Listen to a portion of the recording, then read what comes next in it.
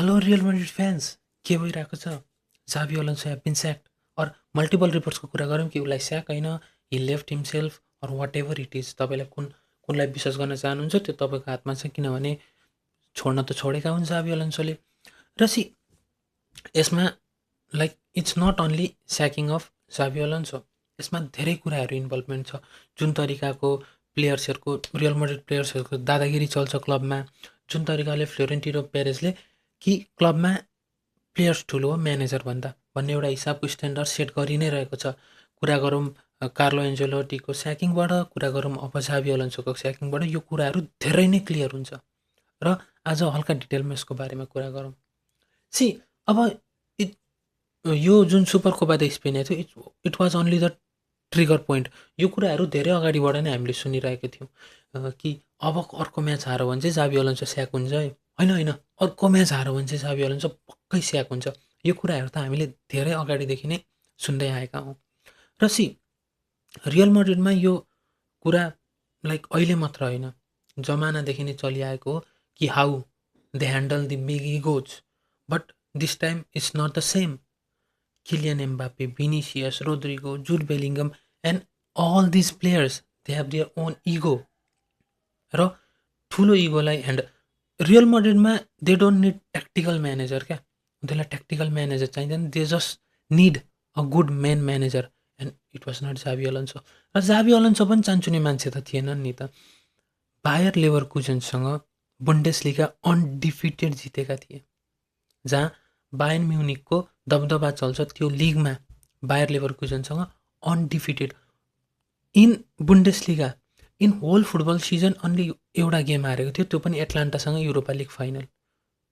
And he comes to Real Madrid. I don't see this loss of जाभी Alonso, this is the loss of Real the Madrid. जाभी अलोन्सोलाई he may have like multiple clubs lying for him in front of him जब यो स्याक भयो। In case Arne Slot, watch out, he could be, but धेरै कुराहरू यसमा छ नि त होइन। अब के हुन्छ भने स्क्वाड प्लानिङ छैन। एट्याकमा भिनी, एम्बापे, रोद्रिगो सबैलाई लेफ्ट विङ नै चाहिन्छ। डिफेन्समा इन्जुरीले हालत खराब छ। र 7 महिना भएको थियो, he was playing good, he was doing good, he was आफ्नो ट्याक्टिकल इन्प्लायन्सहरूले लाउन खोज्दै थियो, उसको स्ट्राटेजीहरू भइरहेको थियो। But the players did not align with him. प्लेयर्सहरूलाई मेहनत गर्नु थिएन, प्लेयर्सहरूलाई वर्क गर्नु थिएन। They just want to play on vibe, they just want to win matches on vibe. र यसले नै खराब गरेको छ। प्लेयर्सहरूलाई के चाहिन्छ, उनीहरूलाई आफ्नै कम्फर्ट जोन चाहिन्छ। जसरी म्यान युनाइटेडमा रुबेन एमोरिमसँग प्लेयरले एडप्ट गर्न चाहेनन्, त्यसरी नै रियल मैड्रिडमा पनि जाभी अलोन्सोको ट्याक्टिक्सहरू, जाभी अलोन्सोको ट्याक्टिकल फाइनेन्सहरू उनले एडप्ट गर्न चाहेनन् द प्लेयर्स। एन्ड फ्लोरेन्टिनो पेरेजले पनि काहीँ न काहीँ बुझ्नुपर्ने हो कि रियल मैड्रिडमा प्लेयर्स ठुलो हुनु हुँदैन, म्यानेजर ठुलो हुनुपर्छ। But they don't want to do it, they don't want to work hard. र काहीँ न काहीँ यो रिपोर्ट्स त पहिल्यैदेखि आएको थियो, किनभने एउटा न्युट्रिसनिस्ट, रियल मैड्रिडको न्युट्रिसनिस्ट पनि स्याक भएकी थिइन् र उनले धेरै कुराहरू खोलेकी थिइन्। बट त्यसमा के पनि कुरा थियो भने they don't want to follow जुन तरिकाको डाइटहरू हुन्छ, डाइटहरू they don't want to follow. They want to stay in their comfort zone, they want like everything on. जुन तरिकाले जाभी अलोन्सोले माइक्रो म्यानेज गरिरहेका थिए, त्यो प्लेयर्सहरूलाई मन परेको थिएन। Specially the old players who have been playing in Real Madrid for past many years, they don't like it. उनीहरूलाई त्यो मन परेन। र त्यो पनि कारण हुनसक्छ कि जाभी Alonso स्याक्ड or जाभी Alonso moved on. And it's good for जाभी Alonso that Hee moved on from this club. र यसमा यो सबै फियास्कोमा the winner is Barcelona. Hat-trick हानिदिएको छ नि त, जहाँ लालिगामा टपमा छ, सुपर कोपा द स्पेनिया जितेको छ, र जाभी अलोन्सो हेज बिन स्याक्ड।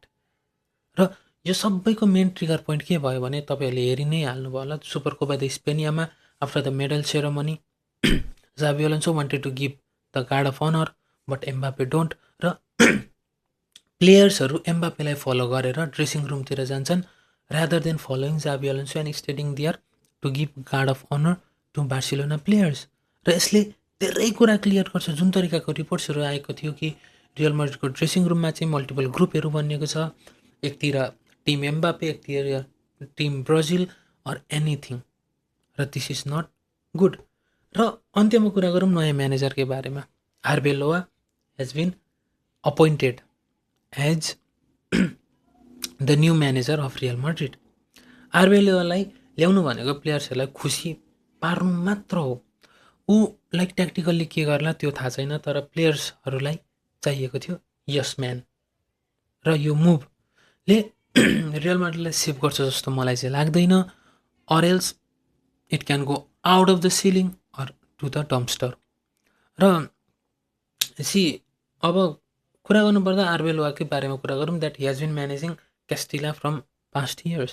र क्यास्टिला भनेको चाहिँ के हो भने the La Masia of Real Madrid, र he has been managing there, then he has been appointed as senior team interim manager. So let's see अब यहाँबाट रियल मैड्रिडको सिजन कता जान्छ, के हुन्छ, त्यसको बारेमा पनि हामी अवश्य कुरा गर्नेछौँ। र भिडियो मन परेमा लाइक र सब्सक्राइब अवश्य गर्नुहोला। हस्त, बाई।